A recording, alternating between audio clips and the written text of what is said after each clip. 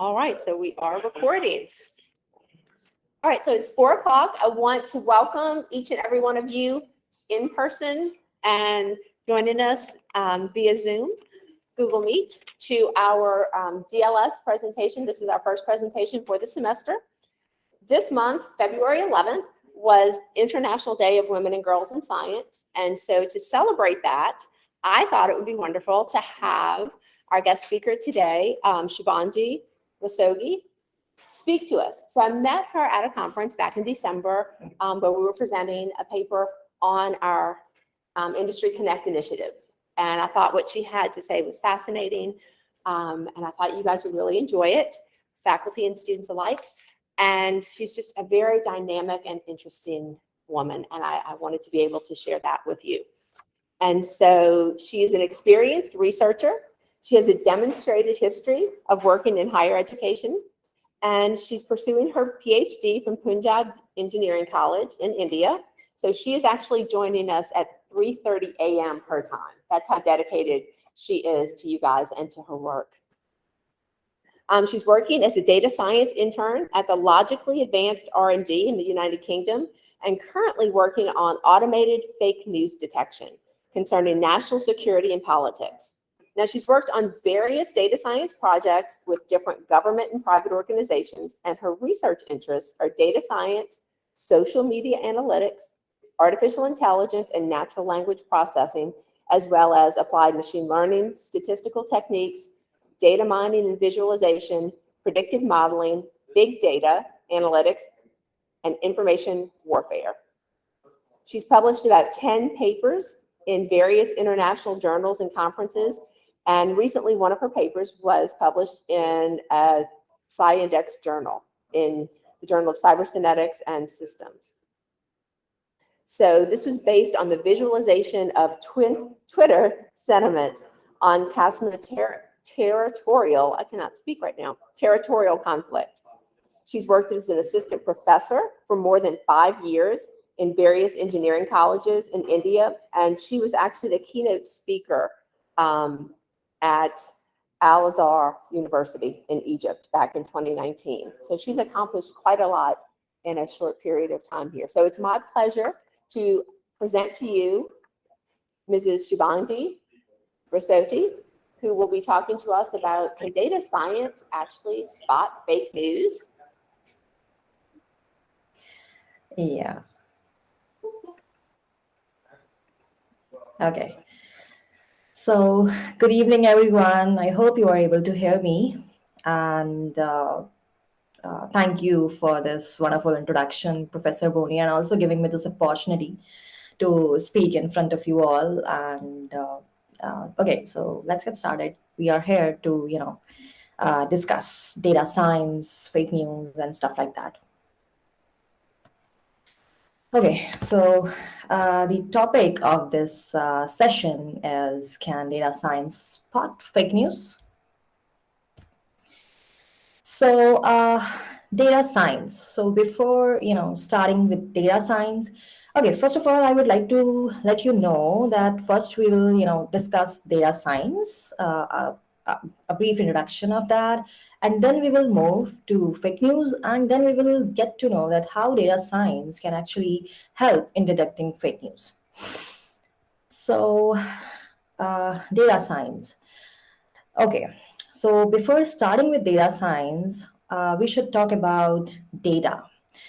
So I think every day we all are creating a massive amount of data by communicating with each other on WhatsApp, or by posting anything on social media platform, like posting a picture on Instagram, posting anything, posting a tweet, posting anything on Facebook. So such kind of activities, actually you are actually generating data by using your phones or other gadgets.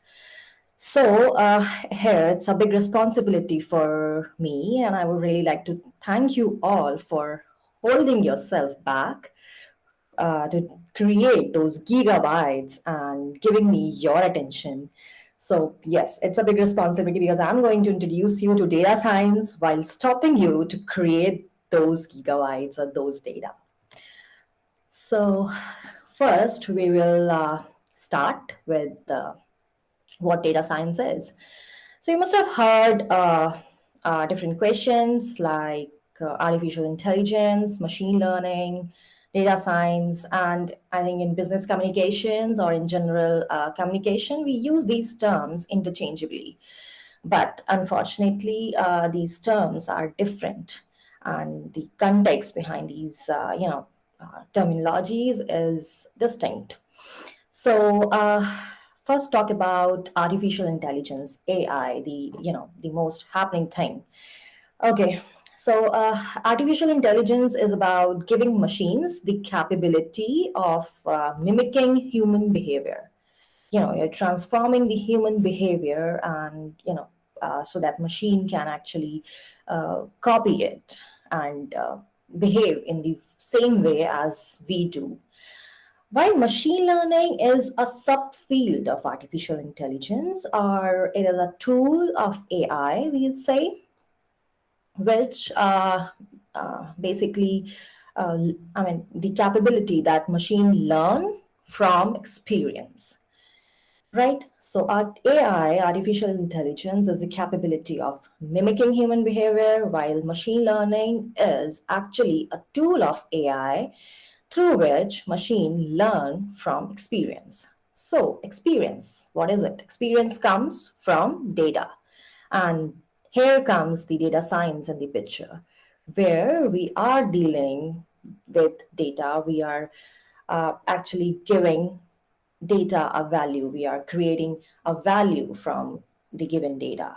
So there are like multiple tasks involving data science, like machine learning is one of that, uh, and data preparation, visualization, statistics, recommendation engines, mathematics, and like so many. So yes, I would not say that in this session you are going to, learn everything related to data science, but yes, you will definitely get to know that data science is the happening thing, and you will, get kind of attracted with this research field. And if you want to start your career as a data scientist, then yes, you can, get to know a lot of terminologies that data scientists are actually using. I hope I'm audible to all. And if there is any question, any query in between, you can ask me anytime, stop me, and just shoot me. Okay. So, data science and emerging field. So, the goal of any data science project or any data science application is basically to turn data into data projects. So the future belongs to those companies and people that turn data into products, right? Okay, so whenever we talk about data science, we actually talk about different models or modeling. Such kind of terms. So we will first, start with this. Okay, so whenever you're writing any program, like any program in language C or any Java language or any language, what do you exactly do? You give input X and the program will give you the corresponding output Y. For example, you're writing a program for the addition of two numbers, right? We are finding out the summation of two numbers. So we will give two numbers as input X, and the output would be the summation of those numbers, Y. Right? That's what we generally do while programming. But what happens with machine learning? We give input X. We also give output to the machine learning, and machine learning will give you a model. Okay, what is it? If we are giving input as well as the output, what exactly the machine learning is doing, because we already know the output. So yeah, here, the data science is the process of building a representative model that fits the observational data.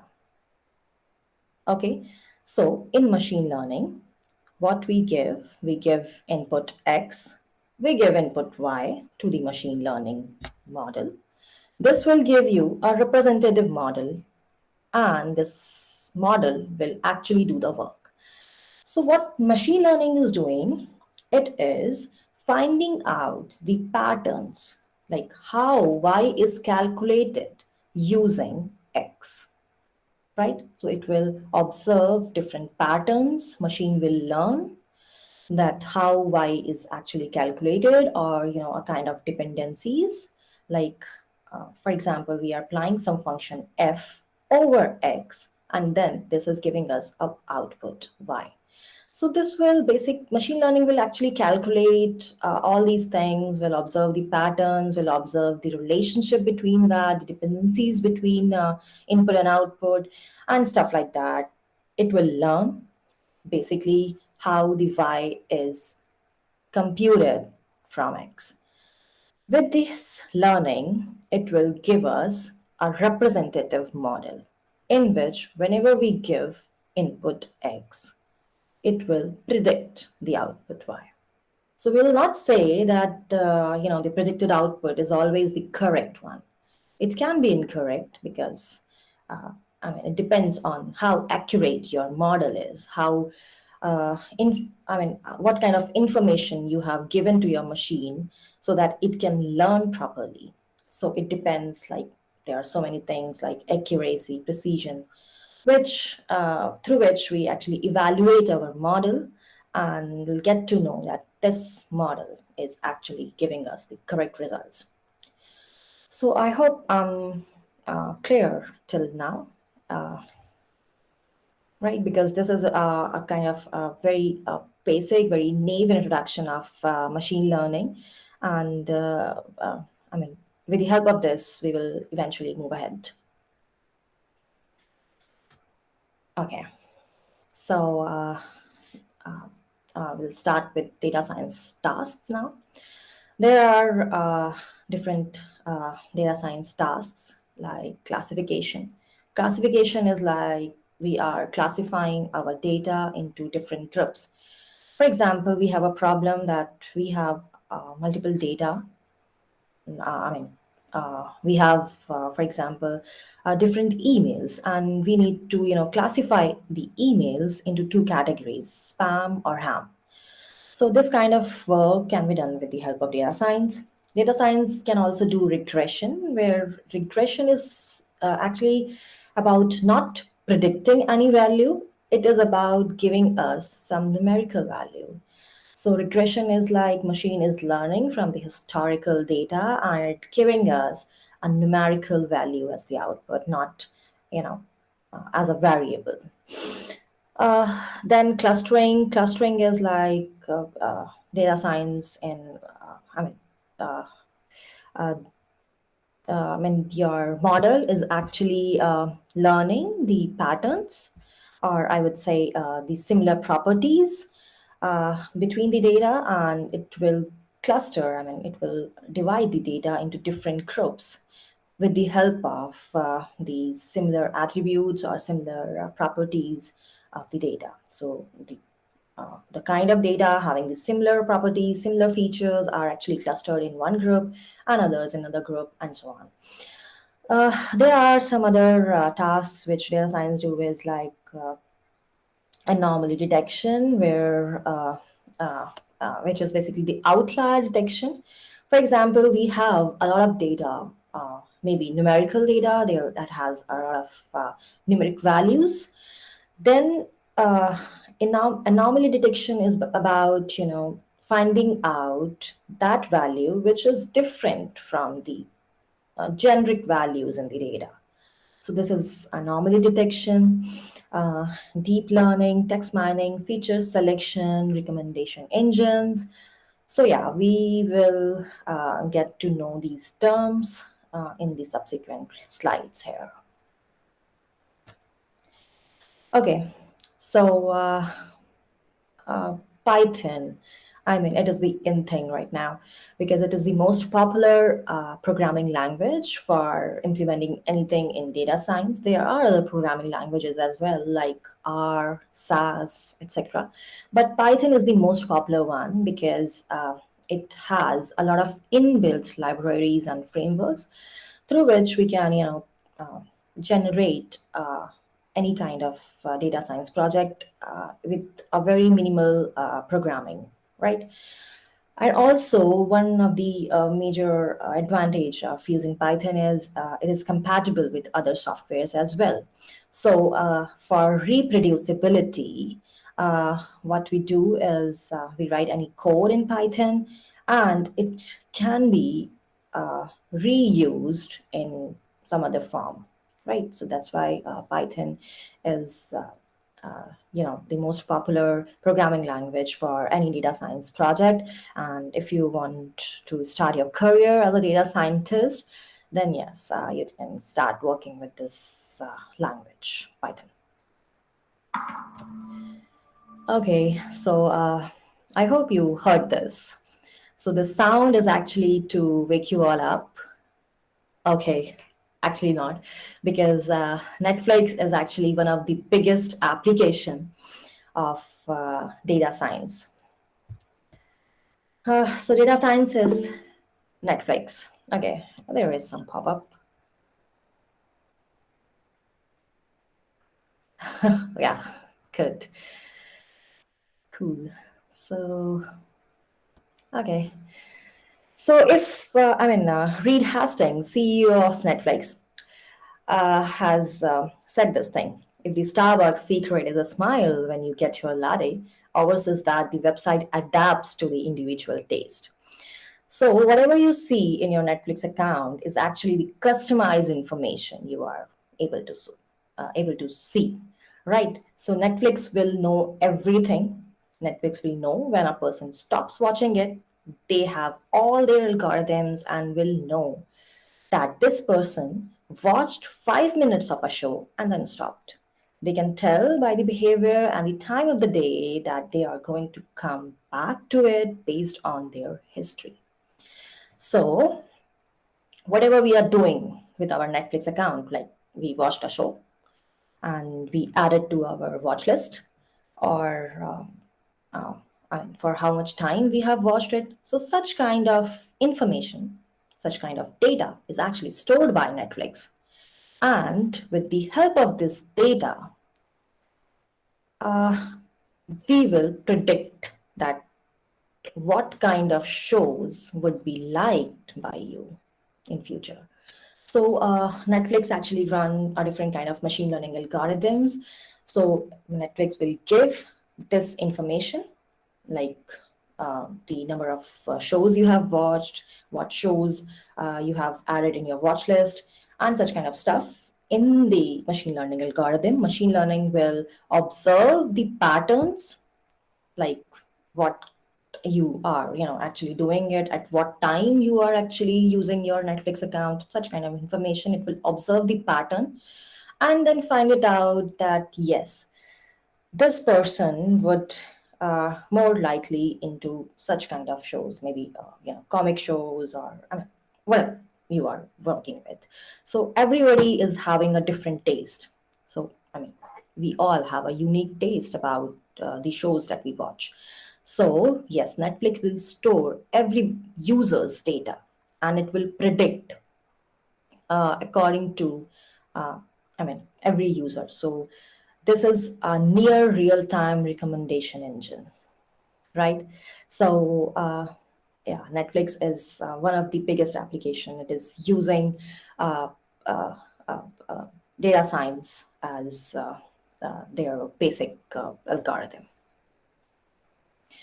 So yeah, this was all about data science. Not all about, I would say, a very less percentage about data science, but yes, to move ahead, that was, I think, enough. Now we will move to a real problem, which is fake news. So first, I would like to, give you a brief introduction about this research area, like the terms that we use while we are dealing with this research area, fake news detection. And this is also a very happening thing, a very, popular research area right now, because there are a lot of fake news is evolving on different social media platforms and, any digital source.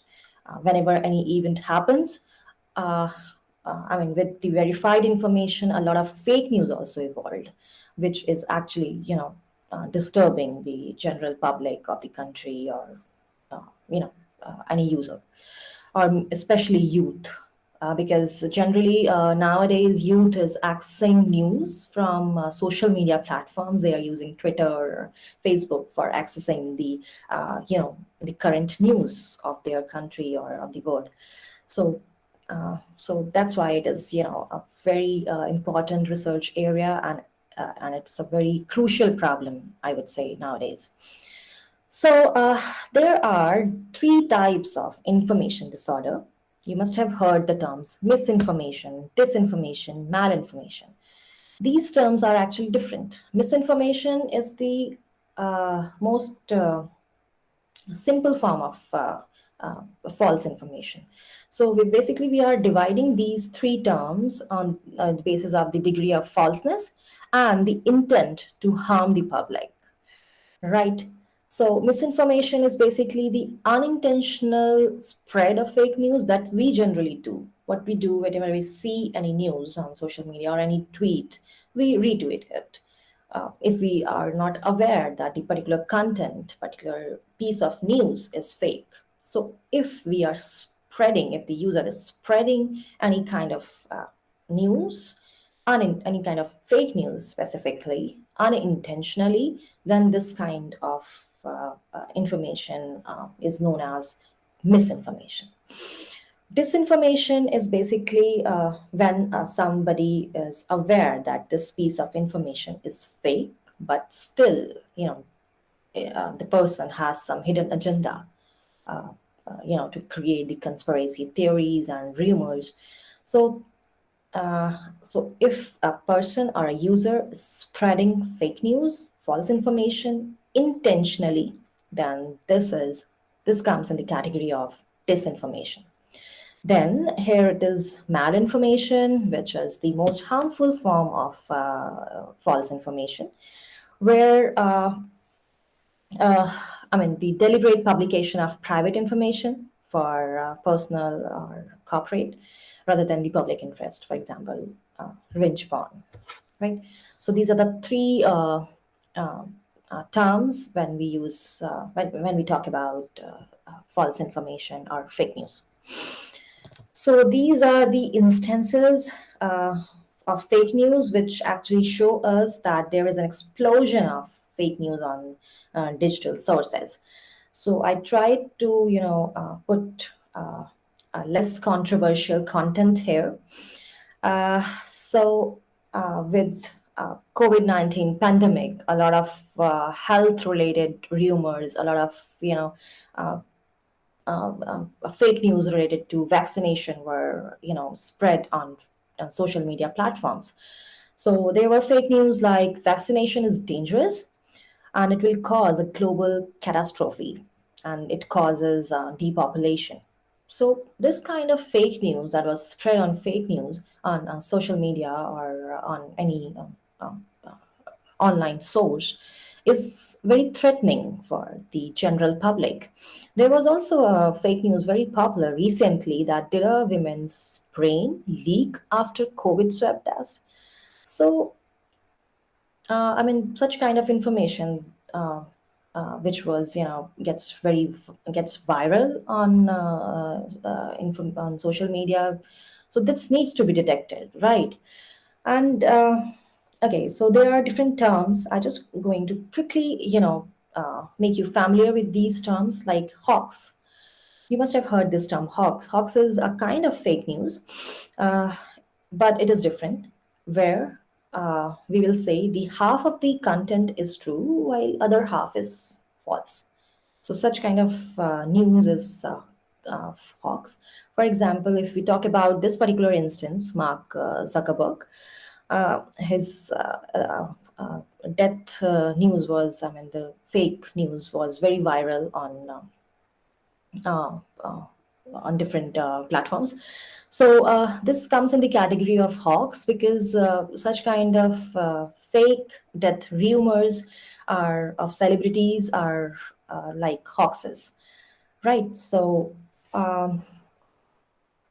the half of the news, because he was actually suffering from some disease, was true, but his death was actually false. So such kind of content where half of the news is true and half of other half is false comes in the category of hoax. There are other kind of fake news or false information like rumor. Rumor is when we don't know that this particular news is real or it's true or false for a long period of time. So here we can see one rumor. Is it dangerous to answer your cell phone while it's charging? So this rumor was very popular for a very long period of time where people were actually thinking that this is true. But after few months, this was declared that this is not a universal fact. This may happen if there are some other parameters as well, but this is not a universal fact. So rumor is when it is when the I would say the degree of falseness or whether the news is fake or real is not known uh, for a long period of time. I mean, the output is anonymous for a good period of time. There are other kind of false news as well, like clickbaits. You must have heard this term, clickbait. Clickbait is different.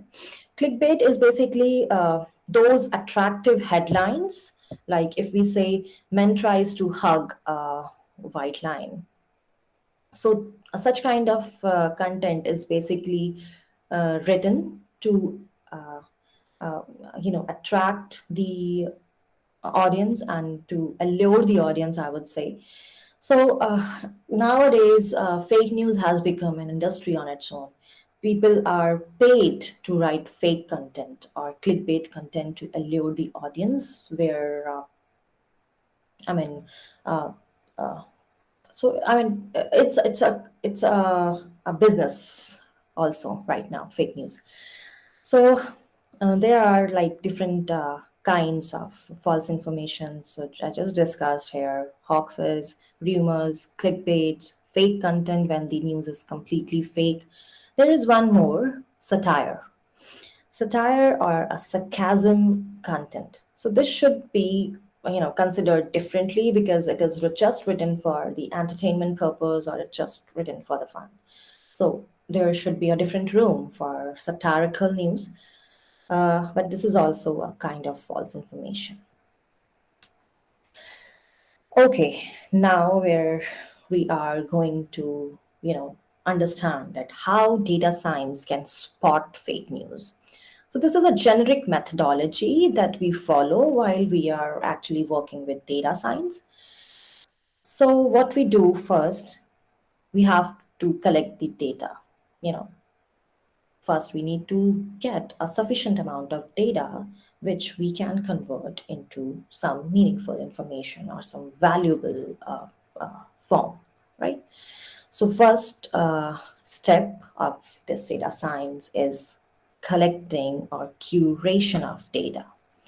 So, if you are working on fake news detection, so you need to, collect the data for fake news. Then the second step is data pre-processing. So if you are actually, willing to start your career as a data scientist, this is the most important step, which actually a lot of data scientists are actually lacking. A lot of companies are going into losses because they are not, dealing with this particular step, data pre-processing. uh, I mean, they are not giving much attention to this step. So, what pre-processing is, whenever we collect data from multiple platforms, like for example, we are collecting data from Twitter. So, it's in a very unstructured format. A lot of misspellings are there, a lot of abbreviations are used, or I mean, which requires a lot of cleaning so that we can convert this unstructured data into a structured form, right? So this is data pre-processing, and we often call it data cleaning. Then here comes the annotation part as well. So if we are dealing with machine learning or uh, techniques like that, we have to give the annotations. Annotations is basically the labels.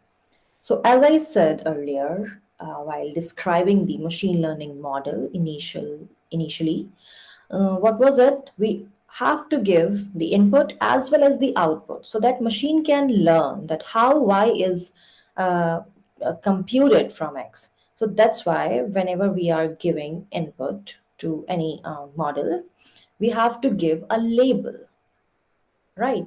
So for example, in this context, like fake news detection, we are collecting data from Twitter. So a lot of tweets are fake in that, a lot of tweets would be real in that data set. So we have to first give each tweet a label whether this tweet is fake or real. That's why, I mean, what we are doing it, we are giving tweets as input and the output that we want to know whether the news is fake or real also as an input. So that machine can learn that how what kind of news is actually I mean or I would say is actually it's like what kind of news may be fake. Then here comes the third step, that is the selection of a classification model or a technique. So a lot of techniques are there uh, for classification, like machine learning. There are different machine learning classification algorithms are there. There are different deep learning algorithms and other techniques as well for the classification of data. So need to select a suitable classification algorithm as per the data we are investigating. Then the next step is feature selection or feature engineering. So what we are giving till now is like tweets and the corresponding label, right? Fake or real. But with this, we should give the machine some other information as well. So this other information is basically the features which are basically going to assist the machine learning to learn or get trained in a better way. Then the next step is the performance evaluation. Then we have to evaluate that how machine has learned your data. So we have to evaluate it. So there are different things like accuracy. We calculate that how accurate the machine is, and then there comes the validation that yes, the machine is predicting uh, this much. So how correct it is. So we have to validate it finally. So this is basically the generic methodology for any data science project and for fake news as well.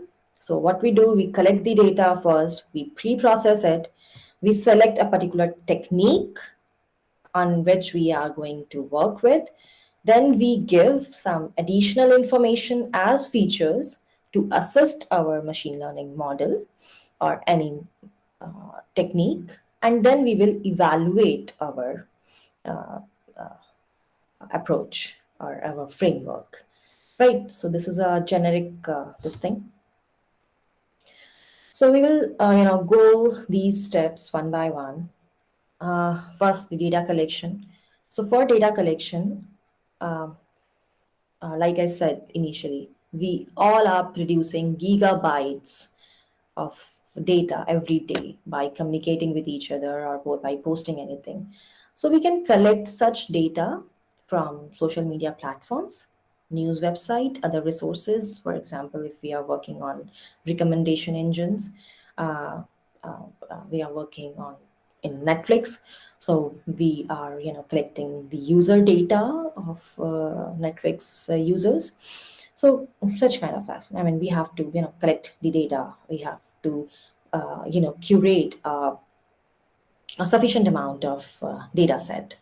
So, while dealing with fake news, textual data is the basic form of data, but yes, fake news is actually evolved in the form of images and also videos, but that's a more complex form of data.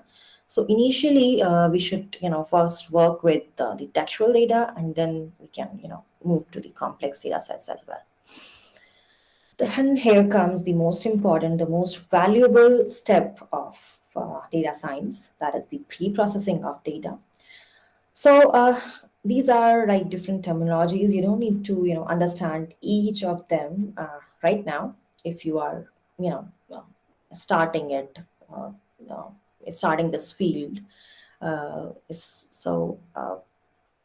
There are terms like tokenization. We actually divide the data. For example, we have a sentence, so we will divide it into different words, and each word is basically considered as token, and it will be converted into different vectors. So why we are doing is because machine are not able to understand the text or your language, for example, English. Machine, does not understand any kind of human language. It can understand vectors. So we have to, convert our data into different tokens and into vectors. So, and there are part of speech tagging, there are grammatical parsing, chunking, stemming, uh, stop word filtering, lemmatization, and stuff like that. So stemming, lemmatization are basically, for example, there are three words in your sentence: book, booking, and books. So book, maybe if we say it's a noun, it's a book. Booking is basically maybe a verb, you are booking something, and books is like this. So what lemmatization, basically stemming does is it converts each word to its root word. It will delete the suffix from the word. For example, if there is a word booking, so it will convert this word booking into book, its root word.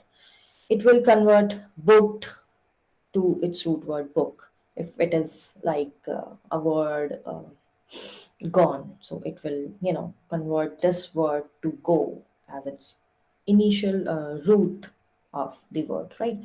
So, but yes, when we are handling such kind of pre-processing techniques, we need to be very careful, because if we convert booking into book, uh, so this may, change the context behind the text. Maybe that, because we are, converting a verb into a noun.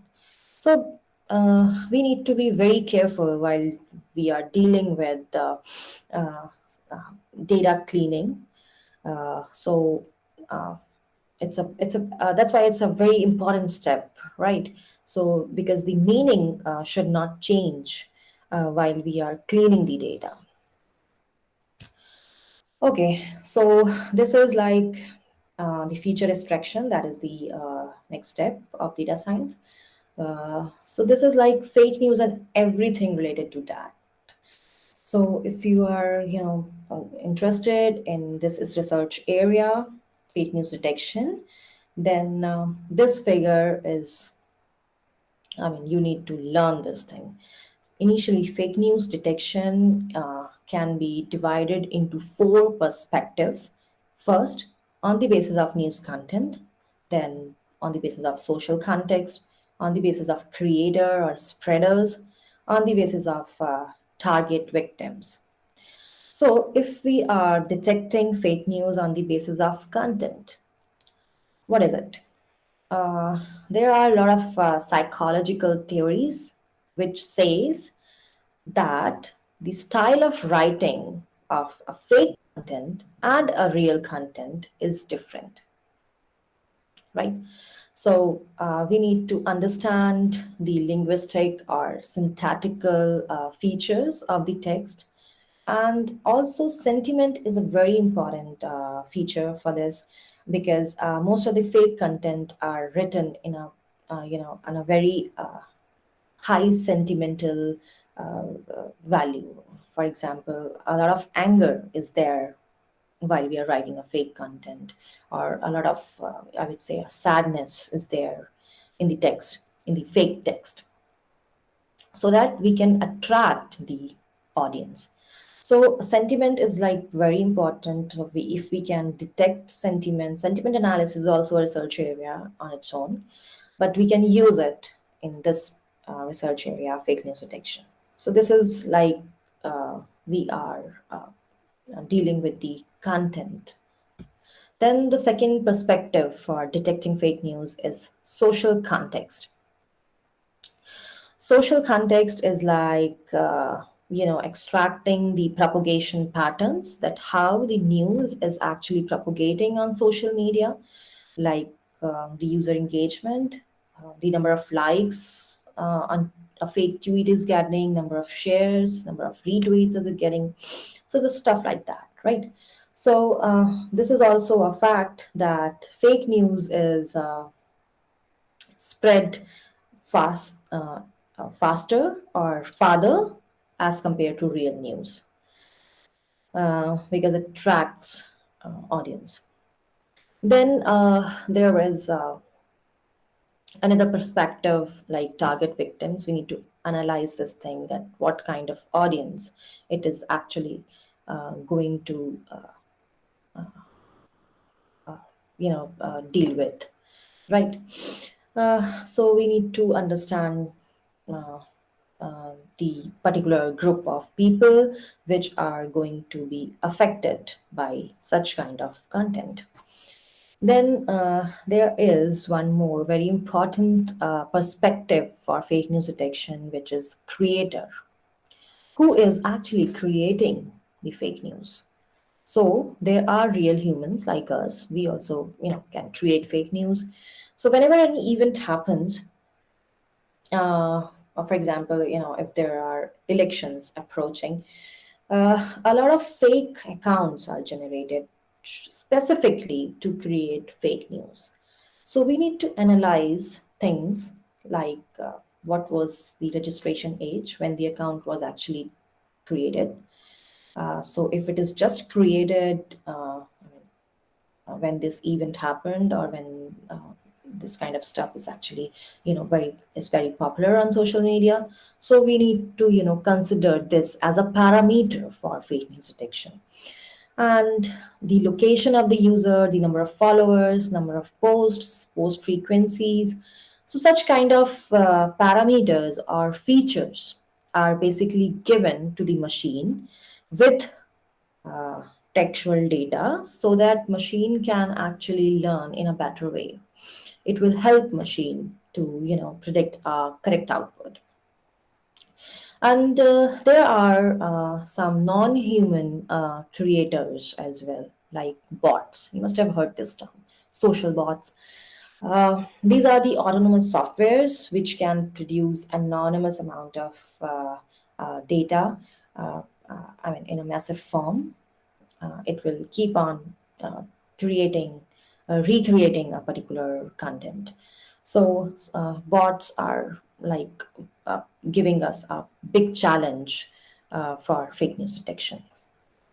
So what these things are actually the features that we can give to the machine, so that machine can learn in a better way. While we are training any machine, or whenever a machine is learning, so this is better that we give a lot of information, more information, uh, uh, an improved model it will be. Right. So this is a generic thing. This is not a universal fact that we have to, give machine any kind of information. The information should be relevant with the data, obviously. If we give irrelevant information to machine, then it will get confused like us, and it will give us incorrect outputs. So the input should be correct while we are dealing with machine learning or any data science technique. Okay, so this is a very popular example of fake news. Whenever you search fake news on Google, this you are definitely going to see. So this is what is like uh, whenever we see any post, this is basically a Facebook post. We need to see these things. Like first, A is the spreader. The who is this person, or what is this account who is sharing this information? We need to check this, the credentials of this particular account. Then the comes B, which is news content, what this news is saying.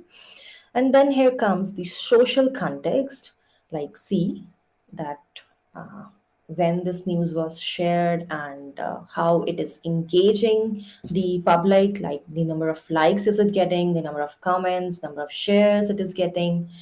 And then here comes the target. So target are basically the people who are commenting on a post, because they are getting affected from this post. That's why they are, posting the comments or giving their opinions over this particular news content. So whenever we are dealing with fake news, we need to, see these four things, and these four things are basically these four perspectives, right? So I think now you can relate that how these features are extracted. These features are similar, like we as human, how we should analyze any news if it is given on fake news, on any, for example, on Facebook. So if we are able to see any piece of information on Facebook, then how we are perceiving it, the same way machine should do. So we, check such kind of information, like who is the creator, what is the content, what is the social context, how it is, interacting with the other users, what are the target victims. So such kinds of stuff we should actually look at while we see any kind of information on Facebook, Twitter, or any social media platforms. So we should give this information to machine as well, so that it can learn, uh, in a good way. Uh, okay, so while we are dealing with fake news detection using data science, the time of detection is very important. While we are detecting the fake news at early stage or mid stage or late stage. Early stage detection is actually required to mitigate this problem of fake news, while late fake news detection is actually the most accurate one. Why? Because whenever a news is evolved on social media initially, and it is not very popular, it doesn't get viral right now at a very early stage, then we have a very limited amount of information related to that. Like only the, for example, if you're talking about Twitter, we only have the tweet, the text. So we have to give this tweet as an input to the machine learning.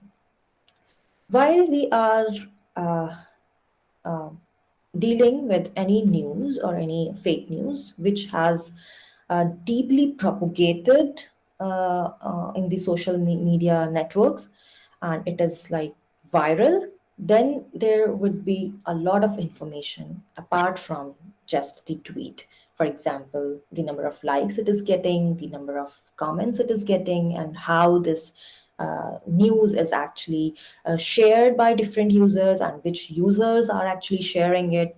An enormous amount of information is available when a news is actually, viral on fake news, obviously, but the damage has already been done.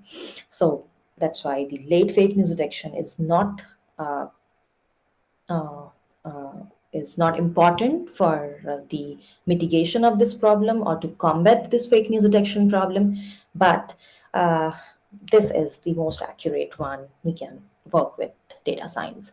While with early detection, it's not that accurate, but yes, it is required right now. So, as I just mentioned, like sentiment analysis is also in research area, and it is one of the important feature of uh, fake news. So, this is one of my papers in which I have actually done the visualization of Twitter sentiments on Kashmir territorial conflict. So, Kashmir is basically a state in India, which is disputed strait between the two nations, India and Pakistan. So, I mean, there is some controversial thing which is going on at this state in our country, India. So, since I'm working on fake news detection concerning national security, so that's why I worked on this particular topic. And what I did, I visualized the Twitter sentiments of different users using Twitter. So, with the help of that, I am able to, get to know that what kind of sentiments or what kind of opinions people are sharing on this particular subject. So there is a myth that uh, I mean, the two nations, the people of these two nations, India and Pakistan, who are involved in this particular state dispute, are full of negative emotions. But with this help of with this, I mean, with the help of this study, I am able to show that no, with I mean, if there are negative sentiments, there are positive sentiments as well, and also, I'm able to detect a lot of top influencers which are talking about this topic, uh, and so that how it can help. This paper actually is able to help in this way. For example, I have extracted a lot of top influencers from different countries and different regions. So these top influencers can be monitored by government authorities or the authorities which are there in your national security agencies. And they can monitor such accounts and then take the popular actions, because these top influencers are, uh, I mean, the most effective one, because they can try to incite violence among the users. So, I mean, you can go through this paper to understand that how we can visualize the data and to convert our data into a meaningful form, right? So I mean, there are a lot of data on Twitter. So how I used this particular data from Twitter into a meaningful form and converted it into a value which can be used, right? So visualization is an important thing for data science, because if we are able to see something, we are able to understand it in a better way.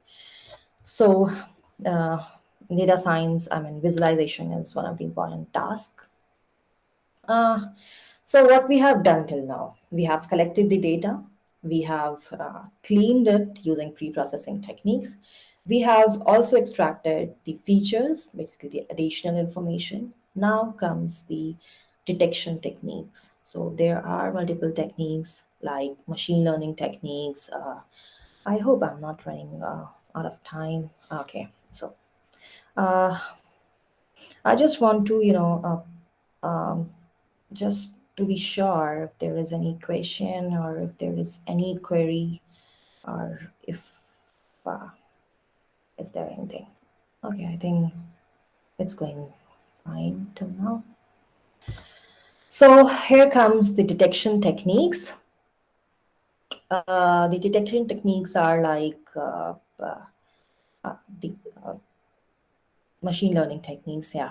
So whenever you are dealing with machine learning detection techniques, you must have heard the terms like supervised learning, unsupervised learning. In supervised learning, we give labels as well as the input. Labels is basically the output. And in unsupervised learning, we actually don't predict anything. We discover the hidden patterns from the data, and it will give you a kind of insight from the data. So, I mean, we are not going to deeply uh, understand these terms. It is just to show you that these are the terms that you need to understand while starting with any data science project, right? And there are different terminologies as well, like overfitting, underfitting. Uh, I mean, when we are, training any machine learning model, there are a lot of challenges involved. The machine may overfit, underfit, and we have to deal with it. So a lot of hyperparameter twinning, We have to evaluate the performance of machine learning model with the help of confusion matrix. I mean, I'm just telling you these terms just to let you know, just to make you familiar with the different terms that we as data scientists use while working on any project. So these are like very basic terms. And there are some advanced techniques. So if we consider the current scenario, transformers are the most happening thing right now. Uh, a lot of thing is happening with transformers. So I mean, it requires a lot of study. So this is the methodology again, like data collection and then pre-processing and then feature extraction and then uh, you know going to machine learning and deep learning. So I'm not going to go into details because we are running a little short of time. Before this, I would like to uh, make you understand few terms more. Like, yes, uh, are you able to understand that, yes, with the help of data science, we can detect fake news, but it is not that easy because there are a lot of challenges like echo chambers. So, whenever we are dealing with any social media platform, specifically Facebook, the algorithms running behind such platforms are biased. We are in a filter bubble. What these algorithms, how they are biased, like whenever we like something on social media, it will show you the similar content. For example, we are liking a one particular political party, right?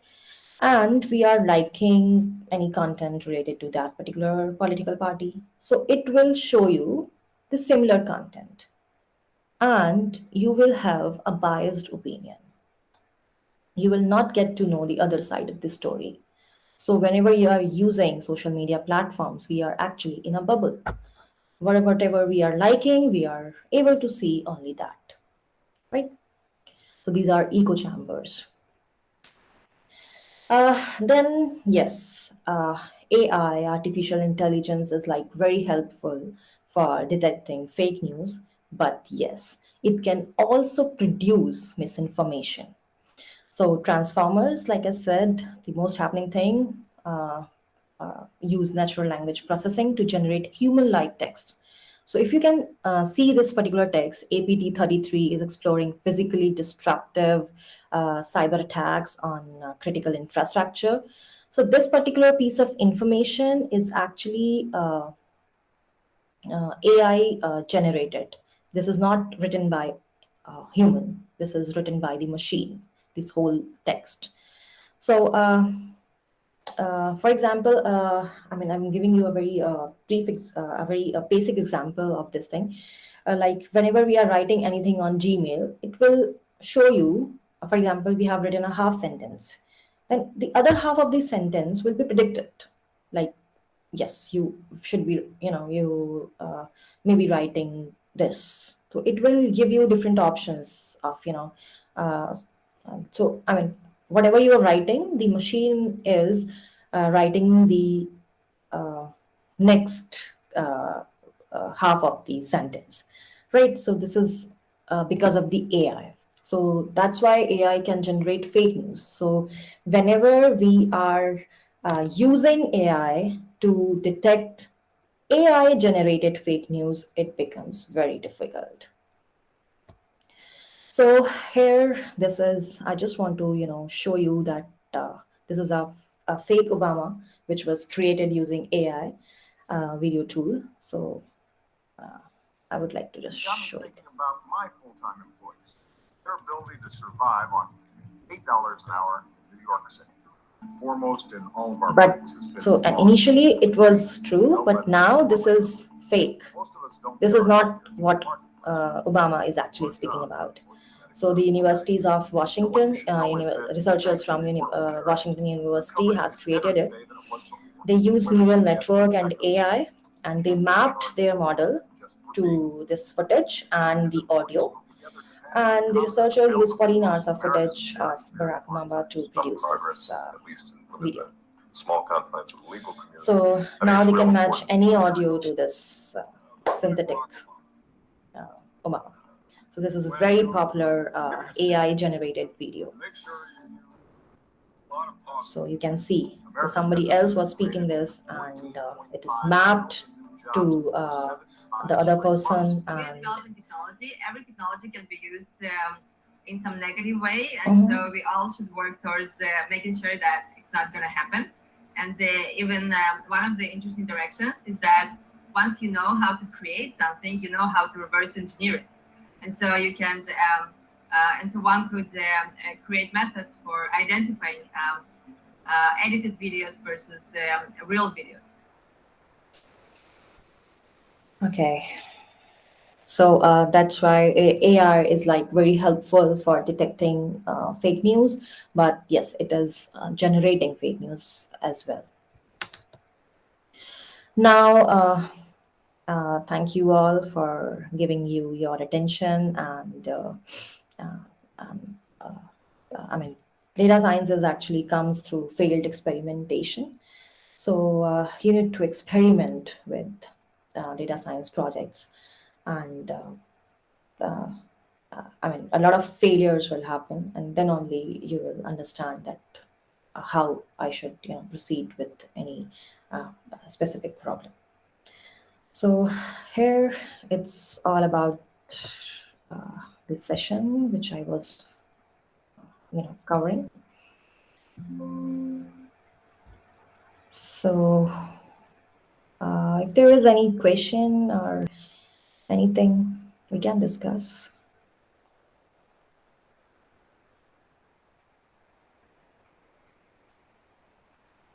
All right, so we have a question here in the Invoke Lab. I'll ask you to come up and talk into our microphone so everyone can hear you if you don't mind. So towards the end of the video, whenever they were talking about the deep fake videos of Obama, he said that we could reverse engineer.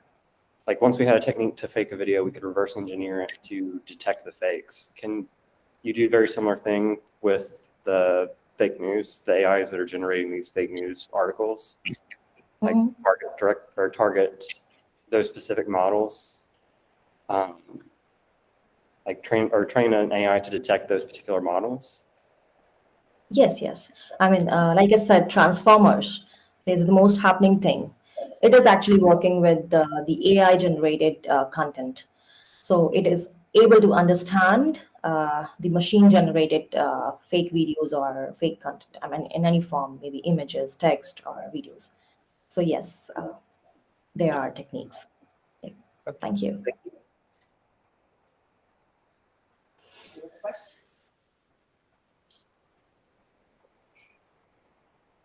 Or from the virtual audience, if you'll tweet your question or chat your questions, not tweet them, don't tweet them. We don't want to get involved in that. Anyone else here? Yeah, come on up.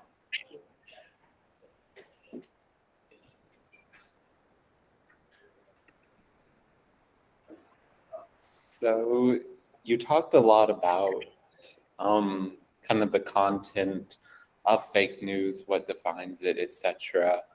But obviously, I guess the big difference tends to be one is real, one is fake, fact versus fiction.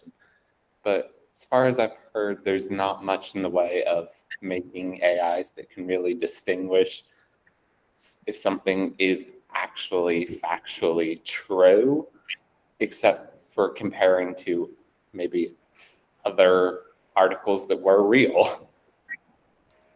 Is there anything on that? Okay, I mean, I talked about initially the different kind of fake content, but I mean, basically the methodology that we used is like how we can detect fake news using data science.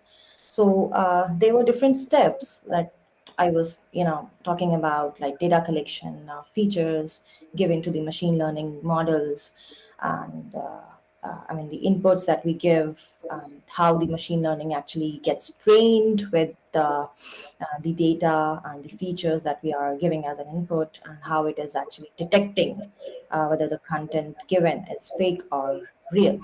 So, I mean, that's a basic methodology. I mean, it was just a 1 hour session, so I could not, explain each and everything.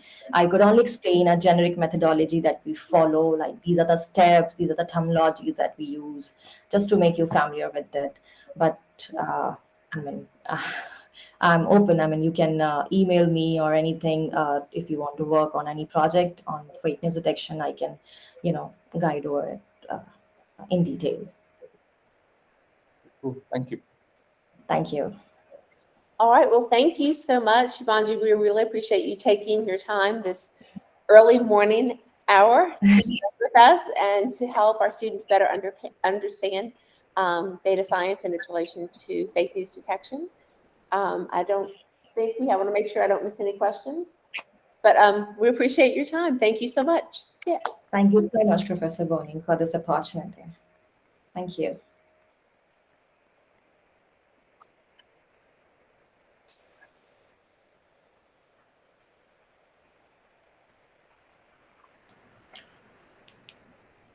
That was really great. I really appreciate the presentation, Dr. Rastogi.